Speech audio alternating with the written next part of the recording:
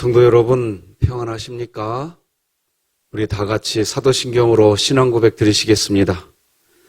전능하사 천지를 만드신 하나님 아버지를 내가 믿사오며 그 외아들 우리 주 예수 그리스도를 믿사오니 이는 성령으로 잉태하사 동정녀 마리아에게 나시고 본디오 필라도에게 고난을 받으사 십자가에 못 박혀 죽으시고 장사한 지 사흘 만에 죽은 자 가운데서 다시 살아나시며 하늘에 오르사 전능하신 하나님 우편에 앉아 계시다가 저리로서 산자와 죽은 자를 심판하러 오시리라.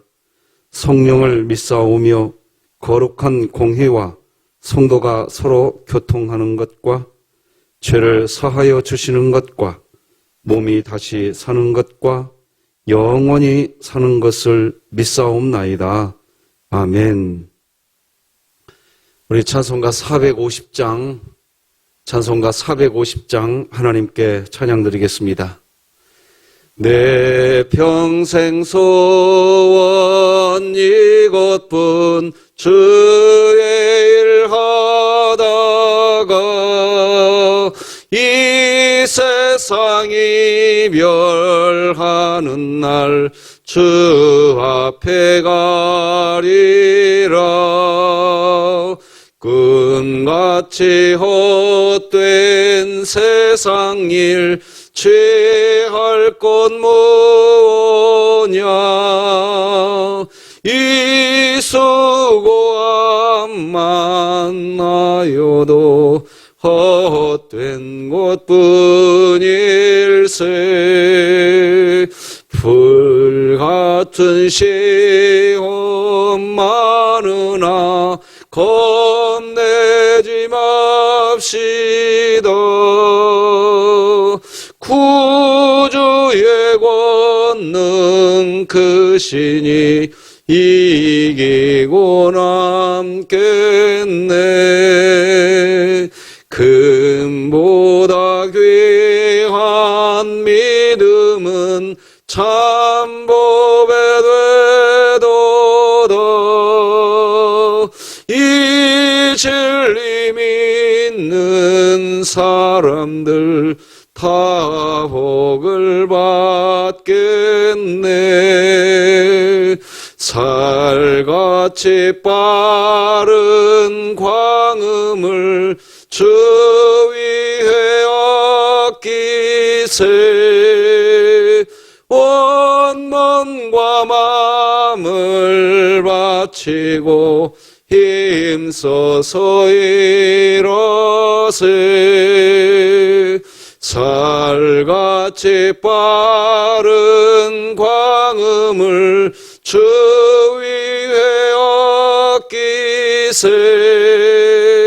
원망과 마음을 바치고 힘써서 일하세. 아멘.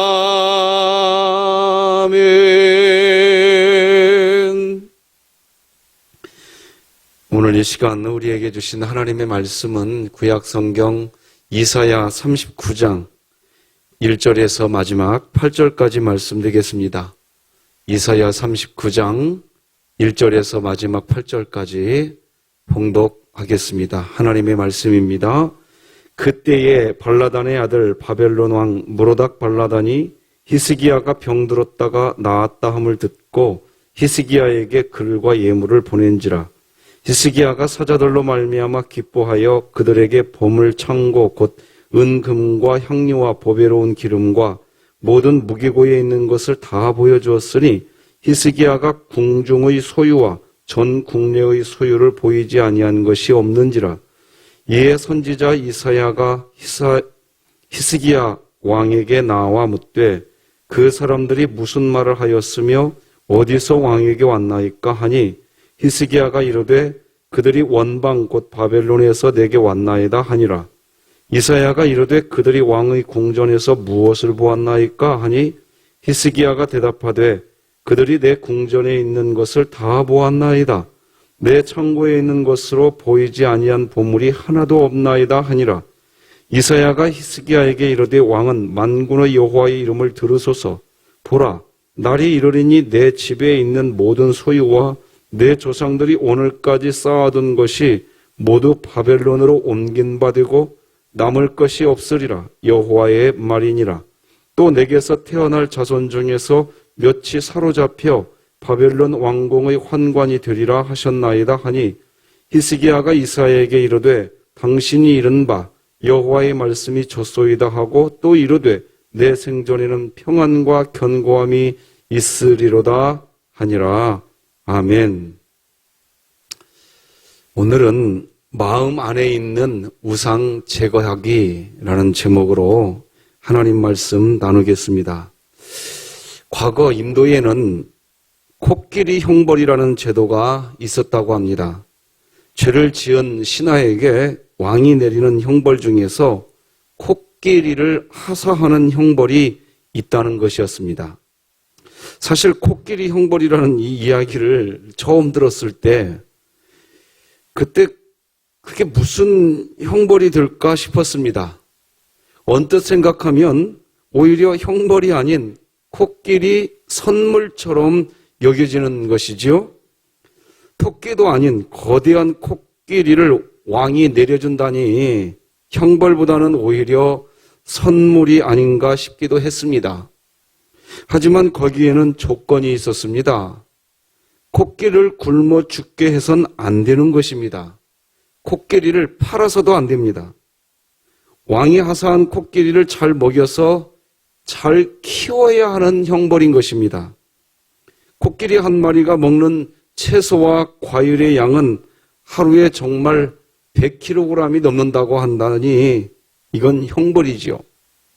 코끼리 한 마리를 먹여 살리다가 점점 집안의 재산을 탕진하고 만다는 것이 코끼리 형벌이 지닌 뜻이었습니다.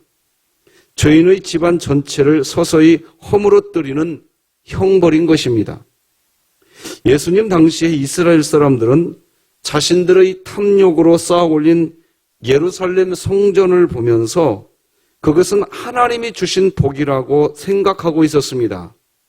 그런데 예수님은 그 예루살렘 성전을 보고 돌 위에 돌 하나 남기지 않고 무너지게 될 것이라고 말씀하십니다. 왜 예수님은 예루살렘 성전이 무너지게 된다고 하셨을까요? 그 화려한 성전, 자신들의 헌신을 자랑할 수 있는 그 아름다운 성전, 오히려 그 성전을 가지고 있는 것이 복이 아니라 이스라엘 백성에게는 그런 성전을 가지고 있는 것이 화가 되기 때문이라는 겁니다. 마치 코끼리 형벌과 같은 것입니다. 코끼리를 가지고 있는 것은 사람들의 눈으로 보면은 복인 것처럼 보입니다. 그것은 그러나 분명히 형벌이었습니다. 이스라엘 백성들은 화려한 예루살렘 성전, 자신들이 쌓아 올린 그 멋진 성전, 그 자체가 복인 줄 알았습니다. 하지만 우리 주님의 눈에 그것은 복이 아니었습니다. 그 성전 때문에 교만해지고 그 멋진 성전을 가지고 있다는 것 때문에 정말 하나님을 필요하다고 말하지 않았습니다. 보세요. 우리는 이렇게 화려한 성전이 있습니다. 화려한 성전을 가지고 있는 것, 그 자체가 마치 하나님과 함께하는 삶인 줄 착각한 것입니다. 그래서 예수님께서는 예루살렘 성전을 헐어버리고 새로운 성전을 다시 짓겠다고 하셨습니다. 마가복음 14장 58절 보니까 손으로 지은 이 성전을 내가 헐고 손으로 짓지 아니한 다른 성전을 사흘 동안에 지으리라 하더라 하되, 여러분, 예수님께서 이 말씀을 하신 것에 대해서 후에 이스라엘 백성들의 반응은 정말 무서웠습니다. 머리를 흔들며 예수님을 모욕하면서 이렇게 말을 합니다. 야, 성전을 헐고 사흘 만에 짓는다고 했던 이 거짓말쟁이야. 여러분, 마가복음 15장 29절 보면 그런 내용이 나옵니다. 지나가는 자들은 자기 머리를 흔들며 예수를 모욕하여 이르되 아하 성전을 헐고 사흘에 짓는 자여, 이런 겁니다. 지금 우리는 코로나19 바이러스의 2차 대유행을 정말 염려하면서 예배당 예배를 멈추게 되었습니다. 우리가 함께 예배드렸던 예배당, 그 예배당에 지금 모이지 못하고 있습니다. 참으로 안타깝고 마음이 무겁습니다. 그러나 지금 이 시점에서 우리는 돌아보아야 합니다. 그리고 하나님은 지금 예수님께서 이스라엘 백성에게 말씀하신 것처럼 내가 사흘 안에 새로운 성전을 짓겠다라고 하신 말씀, 그 말씀은 우리의 몸이 성전이 되게 하시겠다는 것이었습니다. 지금은 우리의 몸이 성령님이 계시는 성전인 것입니다. 그와 동일하게 지금 하나님은 우리 이 시대에 저를 비롯한 모든 그리스도인들이 자신의 몸이 성전이 된 것을 모르고 예배드리던 예배당, 그것이 성전이라고 생각하며 살아왔던 우리를 향해서 진정한 성전이 무엇인지, 오늘날 우리들이 하나님께 드려야 할 예배는 무슨 예배가 되어야 하는지 코로나19 사태로 진지하게 재점검하게 하시는 것이라고 보여집니다. 오늘 본문을 보면 히스기야 왕이 등장하는데 본문에 등장하는 히스기야 왕의 모습이 제 모습과 같고 우리 조국 교회의 모습과 같다는 생각을 지울 수가 없습니다. 오늘 본문의 배경은 이렇습니다. 당시 아수르라는 나라가 주변 열강과 비교할 때 초강대국이었습니다. 그런 초강대국 앞에 그래도 바벨론은 나름대로 힘이 있던 국가였습니다. 그렇지만 그럼에도 불구하고 바벨론은 초강대국 아수르를 상대하기는 여전히 버거운 상태였습니다. 그런 때에 아수르가 남유다를 공격했는데 당시 남유다의 왕 히스기야는 아수르의 공격을 막아내버립니다. 놀라운 일이었죠? 초강대국이 쳐들어왔는데도 말입니다.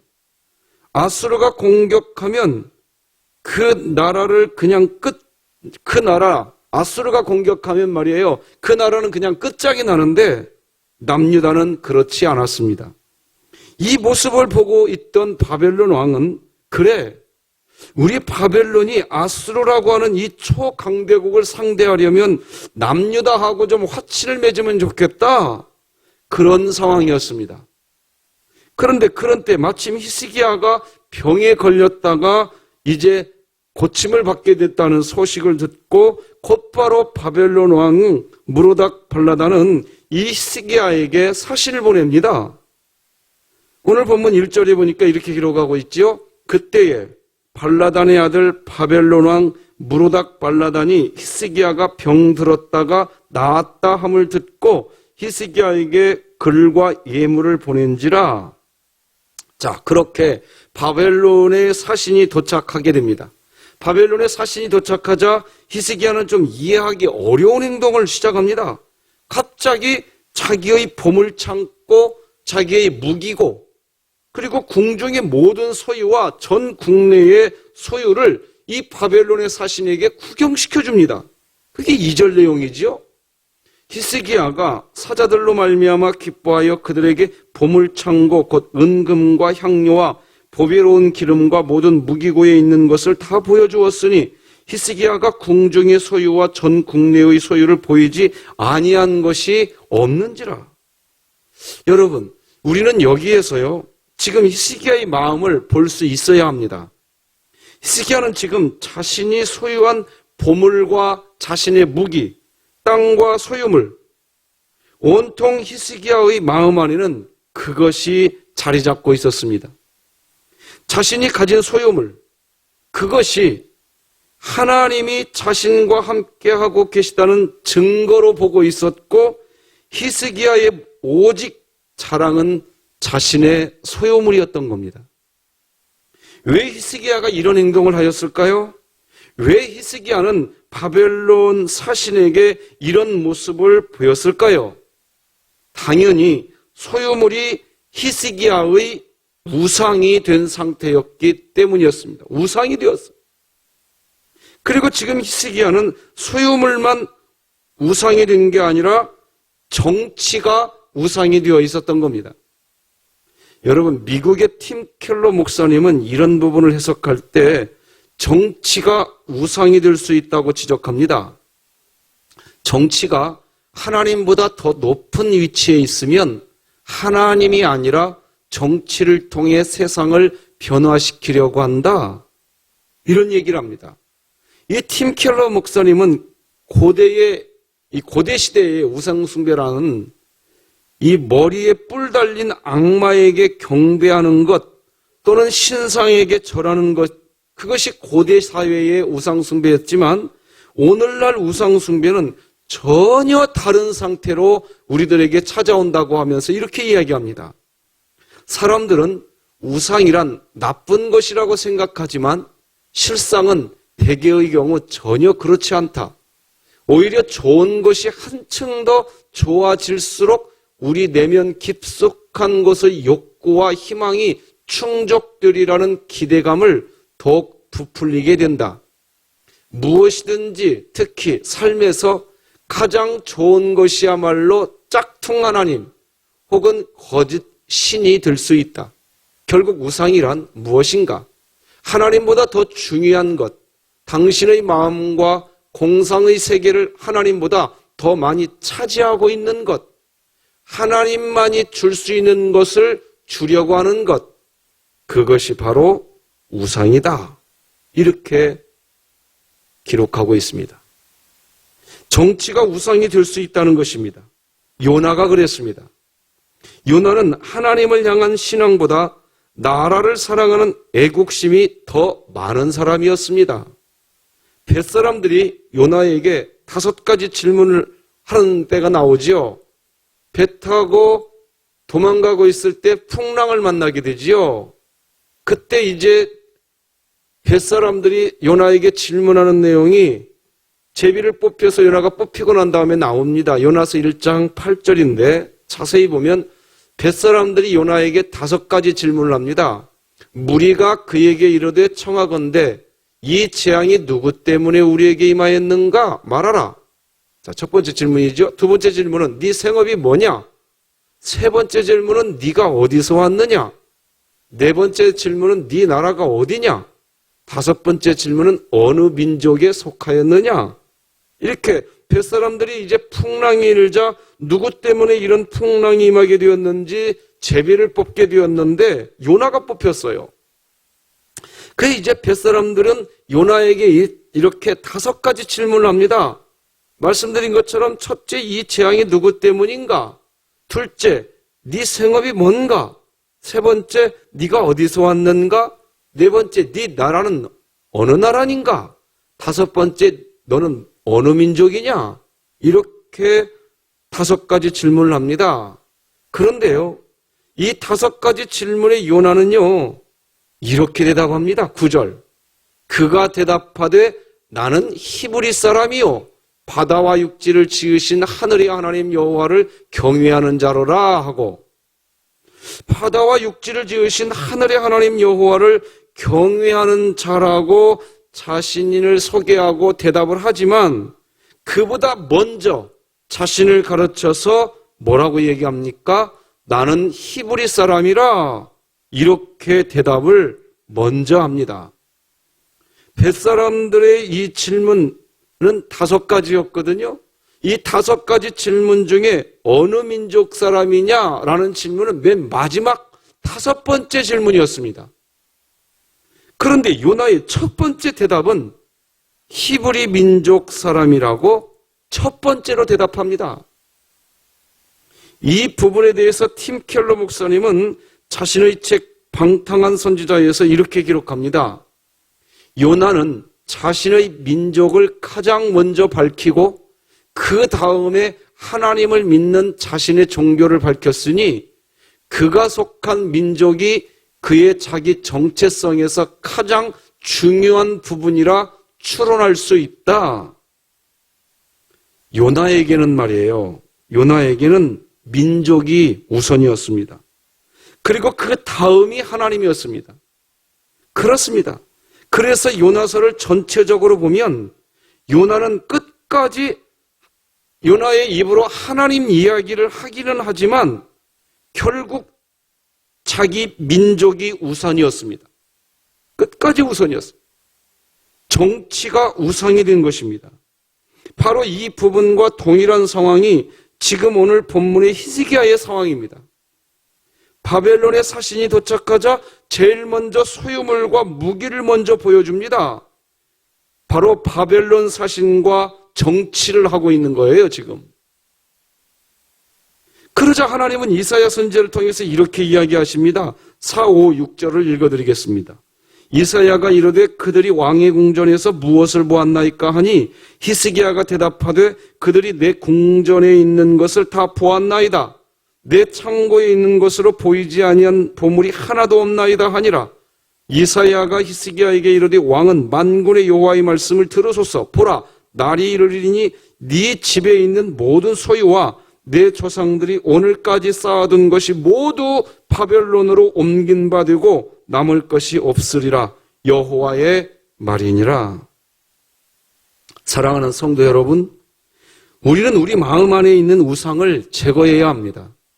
언젠가 저는 이런 저의 간증을 한 적이 있습니다. 하나님께서 제가 하나님이 원하시는 목회, 하나님이 계획하신 목회를 제가 하게 하시려고 제가 뭔가를 의지하면 말이에요. 제가 의지하던 어떤 사람이든지 뭔가 어떤 상황을 의지하면 제가 의지하던 그런 사람이든지 어떤 상황, 그 상황과 멀어지게 만들어버리는 그런 체험을 참 많이 했습니다. 사람을 의지하는 마음이 있으면 그 사람을 저에게서 멀리 떨어뜨려 버립니다. 재물을 의지하면 그 재물만 멀리 떨어뜨리는 게 아니라 그 재물을 제공해 줄 수 있었던 사람을 멀리 떨어뜨려 버리십니다. 여기에는 가족, 친척, 동역자 예외가 없더라고요. 그럴 때마다 당황스럽고 혼란스러웠습니다. 돈을 좀 가진 분이 제게서 멀어지고 힘을 가진 분들이 저에게서 멀어져 가는 것을 경험하게 되었습니다. 하지만 이제는 압니다. 하나님이 얼마나 저를 사랑하시는지, 하나님 외에 다른 것을 사랑하거나 제가 의지하는 우상의 마음을 하나님은 제 마음속에서 그 마음을 제거하기 위한 저를 향한 하나님의 사랑인 것을 이제는 알게 되었습니다. 마음 안에 있는 우상을 제거하고 사시는 복된 날 되시기를 주님의 이름으로 축복합니다. 기도하시겠습니다. 하나님 아버지, 감사합니다. 우리 마음 안에 하나님보다 더 사랑하는 것, 우리 마음 안에 하나님보다 더 의지하는 것, 하나님을 믿는다고 하면서 어떤 상황이 되어야만 우리 마음이 편안해지는 것, 하나님을 믿는다고 이야기하면서 하나님이 우리 안에 있다라는 것을 고백하면서 내 안에 어떤 것이 없으면 불안해하고 있는 상태. 하나님 아버지, 우리 마음속에 있는 우상을 제거하여 주시옵시고 히스기야처럼 가진 소유물을 자랑하기에 급급한 인생이 아니라 우리 하나님을 자랑하는 그리스도인들이 되게 하여 주시옵소서. 예수님의 이름으로 기도드립니다. 아멘. 하늘에 계신 우리 아버지여, 이름이 거룩히 여김을 받으시오며 나라가 임하시오며 뜻이 하늘에서 이루어진 것 같이 땅에서도 이루어지이다. 오늘 우리에게 일용할 양식을 주시옵고 우리가 우리에게 죄 지은 자를 사하여 준 것 같이 우리 죄를 사하여 주시옵고 우리를 시험에 들게 하지 마시옵고 다만 악에서 구하시옵소서. 나라와 권세와 영광이 아버지께 영원히 있사옵나이다. 아멘.